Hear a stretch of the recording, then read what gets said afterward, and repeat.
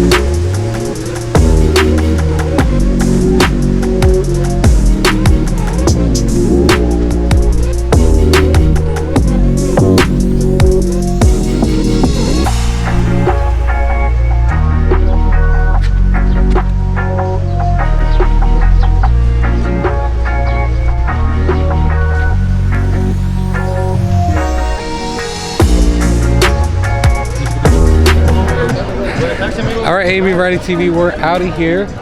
Thank you for hanging out with us on this quick walking tour of Cabo San Lucas. Pretty hot today. Check out the Missing TOOF Mukbanger as well, because I did do a mukbang here of a breakfast burrito, and you probably will see it later in the next month or so. So we'll see you guys on the next one. Catch our little quick boat trip back, Tinder boat ride back to the ship. All right, until next time, bye.